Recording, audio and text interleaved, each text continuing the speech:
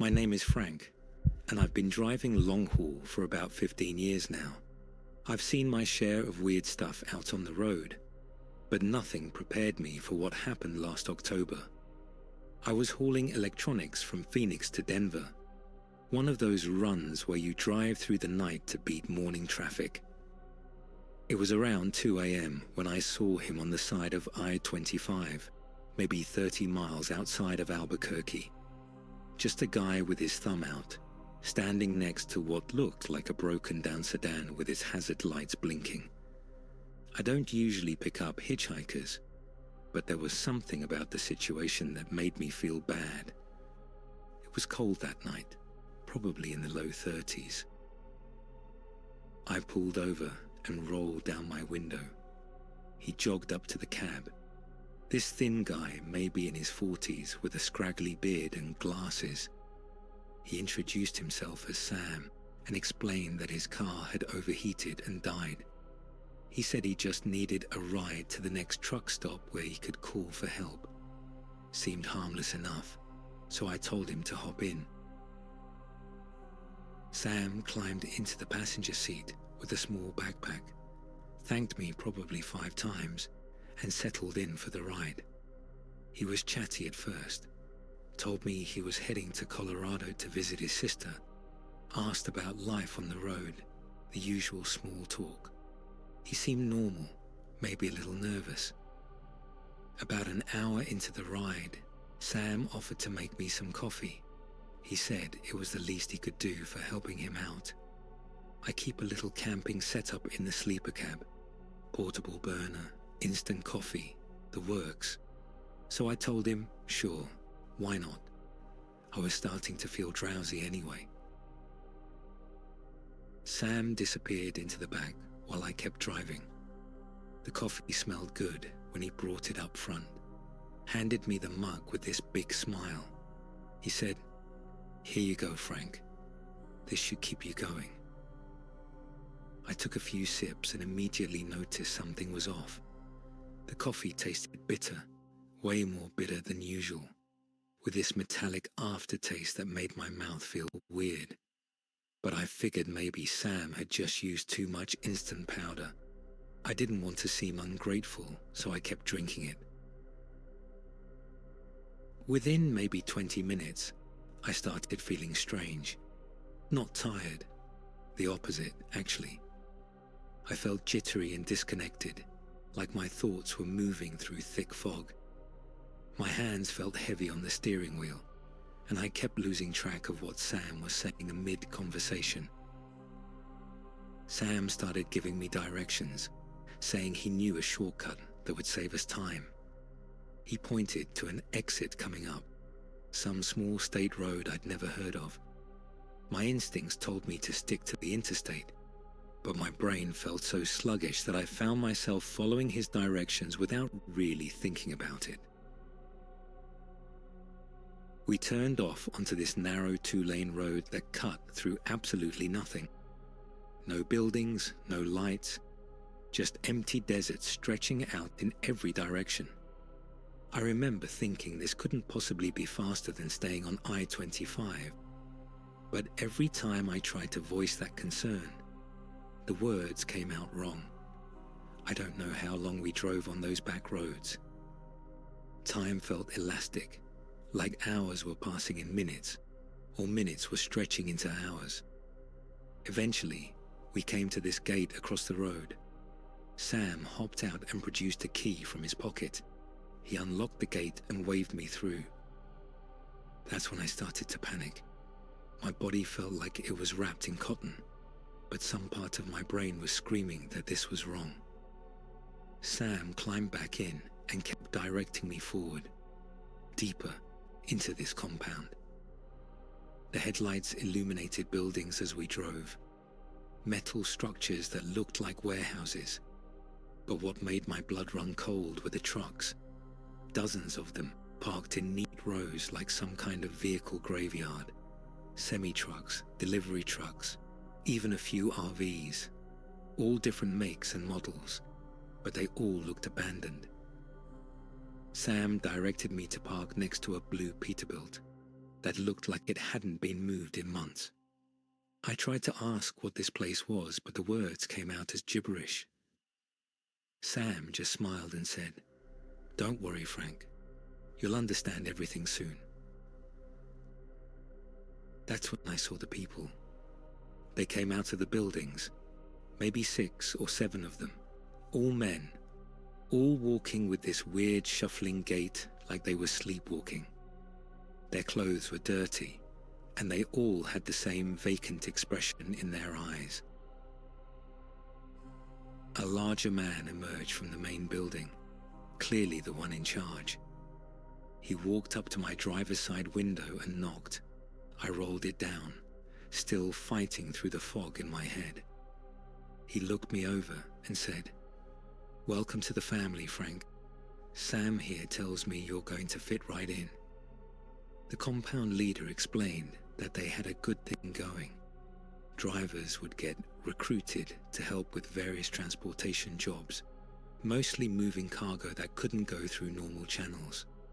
He said I'd be well taken care of as long as I cooperated.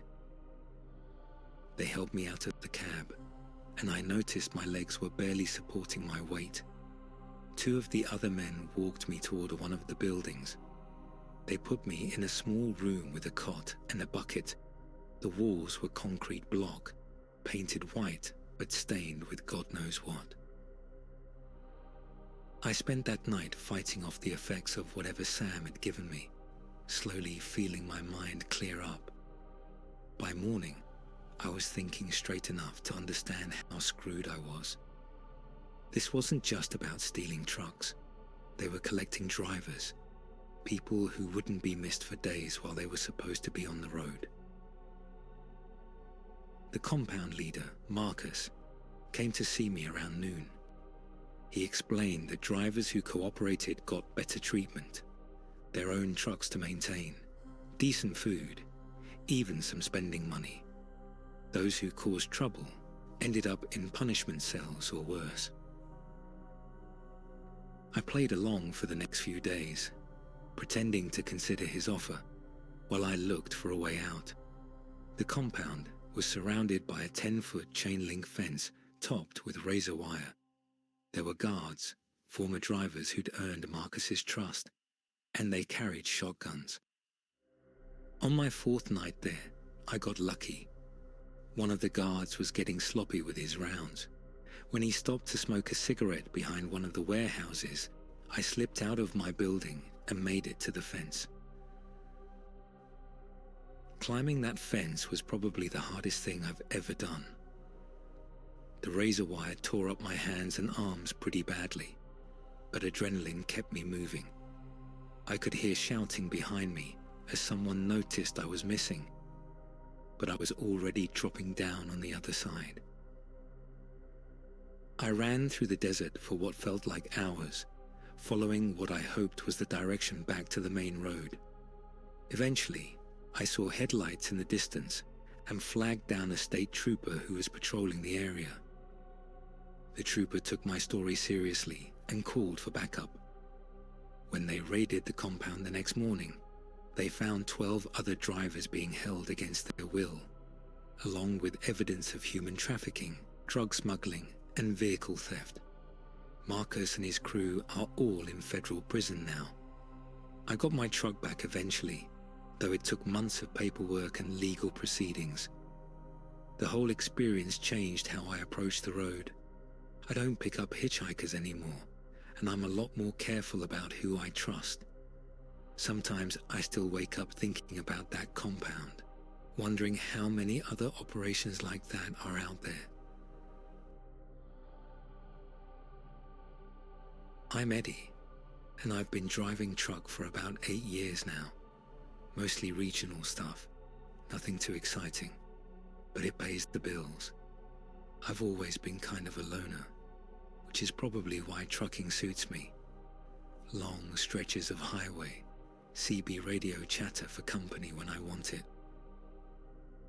Last spring, I was hauling furniture from Dallas to Kansas City when something happened that I still can't wrap my head around.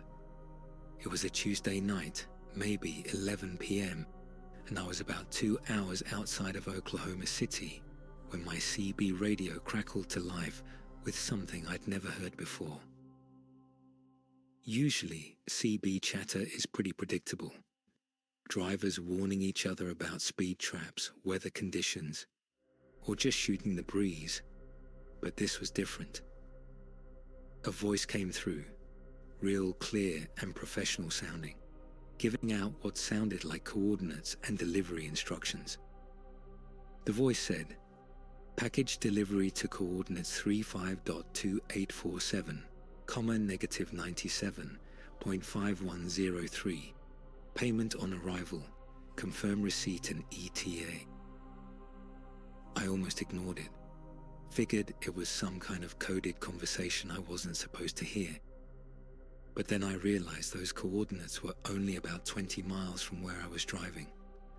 Curiosity got the better of me, so I programmed them into my GPS. The coordinates led to what looked like a rural property way off any main road.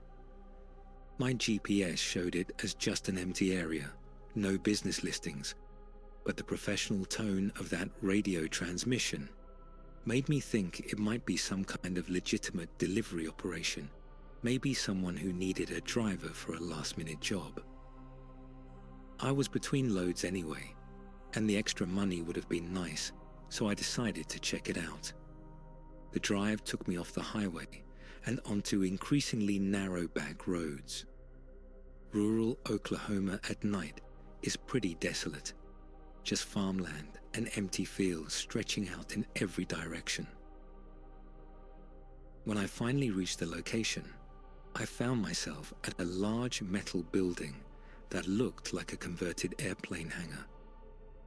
There were several other vehicles in the parking area, a few SUVs with tinted windows, and what looked like a refrigerated truck with its engine running. The building had a single door with a light over it, and I could see people moving around inside through some high windows. Before I could knock, the door opened, and a man in an expensive suit stepped out. He looked me over and said, "You must be the buyer we've been expecting, right on schedule." I tried to explain that I was just a trucker who'd heard the coordinates on the CB, but he cut me off. He said, "Perfect. Playing dumb is smart in this business. Come on, let's get you set up." Before I could protest further, he led me inside the building. What I saw in there made my stomach drop. The space was divided into sections by chain link fencing, and in each section were people, mostly young women, but some men too, sitting on mattresses or concrete floors. They all looked terrified, malnourished, and dirty. The man in the suit, Rodriguez, started talking about prices and logistics like this was a normal business transaction. He mentioned different packages with different specifications, age, nationality, experience level. He talked about transportation methods and payment terms like he was selling appliances. I stood there frozen, trying to process what I was seeing. This wasn't just human trafficking. It was a full-scale operation with multiple buyers and sellers. The refrigerated truck outside wasn't for food. It was for transporting people. Rodriguez noticed my expression and misinterpreted it. He said, "I know what you're thinking. The quality isn't what it used to be, but these are fresh arrivals, and we can guarantee they haven't been damaged." That's when I realized I needed to get out of there immediately. I mumbled something about needing to check on my truck and started backing toward the door. But Rodriguez grabbed my arm and said, "Hold on, friend. We haven't discussed payment yet." I told him there'd been a misunderstanding, that I wasn't a buyer and needed to leave. His friendly expression disappeared instantly, and he signaled to two other men who'd been standing near the back. They started walking toward us, and I could see they were both carrying guns. One of the armed men moved to block the door, while the other approached from my left side. I could see victims in the cages watching this unfold, some with expressions of hope, others just staring with dead eyes. Rodriguez started explaining their security procedures, how they dealt with buyers who tried to back out of deals. The way he said it made it clear that those procedures didn't end well for the people involved. That's when I noticed one of the victims, a young woman probably in her early 20s, mouthing words at me from behind the chain link. I couldn't hear her, but I could read her lips. Help us.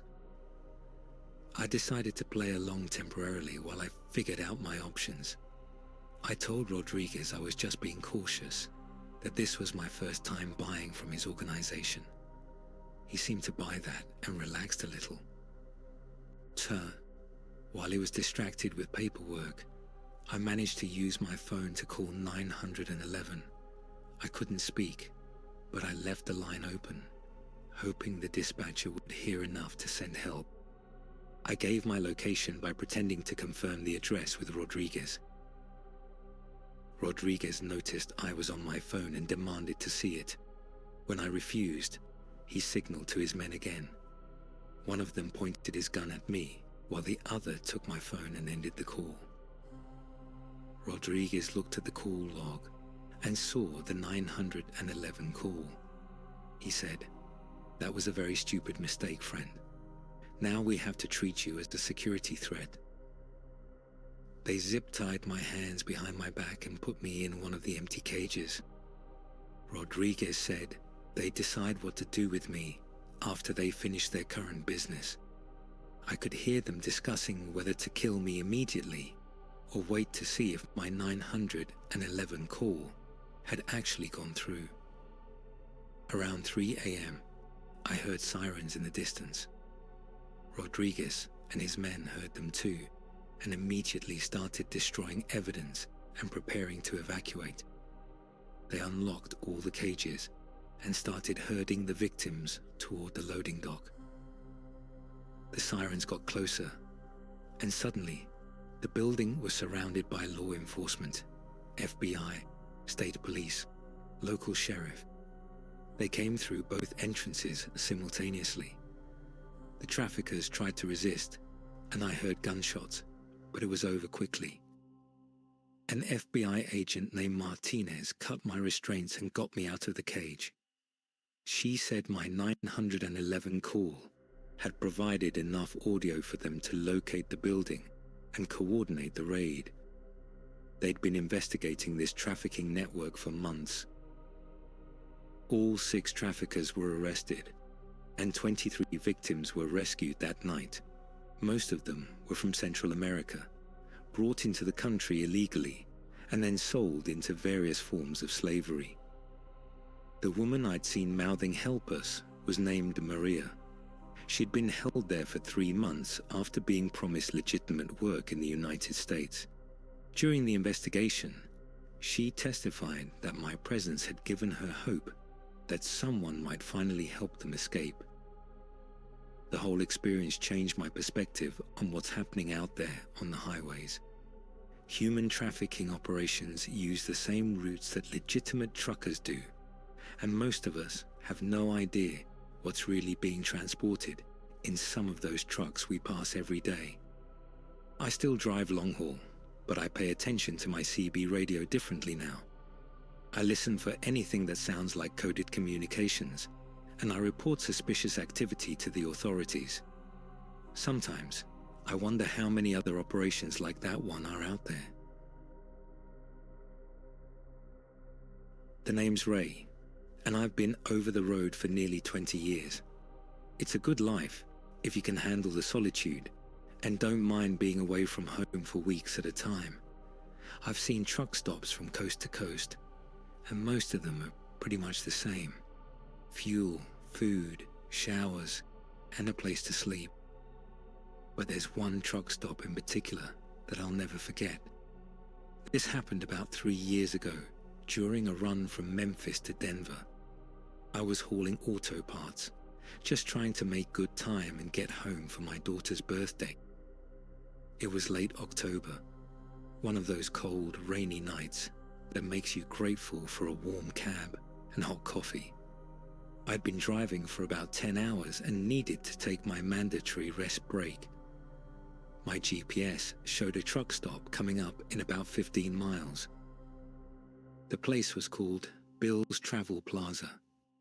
When I pulled off the exit, I noticed the truck stop was pretty isolated. No other businesses around. Just this one building sitting by itself next to the highway. The parking lot was maybe half full, which seemed normal for that time of night. I parked my rig next to a red Kenworth that looked like it had been there a while. The truck was dusty, and there were leaves piled up around the tires like it hadn't moved in days. The inside looked typical enough. Convenience store items, hot food counter, shower facilities. Behind the counter was an older guy, probably in his 60s, with grey hair and thick glasses. He introduced himself as Bill, the owner. Bill seemed friendly enough, asked about my route and how the weather was treating me. He mentioned that business had been slow lately, said most drivers just stopped for fuel instead of staying overnight. He seemed almost disappointed about it. Bill said, "You know, I've got some real comfortable bunks in the back if you'd prefer something more spacious than your sleeper cab. Only $20 for the night." I thanked him but said I was fine in my truck. Bill seemed oddly persistent about it. He said the bunks were really something special, much better than what most places offered. When I still declined, he looked almost annoyed. I paid for my coffee and sandwich and headed back to my truck. As I walked through the parking lot, I started noticing things that didn't seem right. That red Kenworth had a thin layer of dust on the windshield, like it hadn't been driven in weeks. There was also a blue Peterbilt with one of its tires completely flat and personal items scattered on the seat.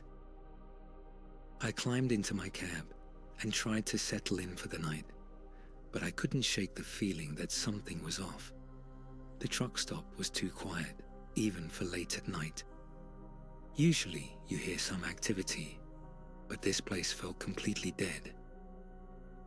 Around 2 a.m., I heard a truck pull into the lot. I watched a green Freightliner park a few spaces away. The driver got out and headed toward the building. But after about 20 minutes, I realized the driver hadn't come back out. His truck was still sitting there, but there was no sign of him.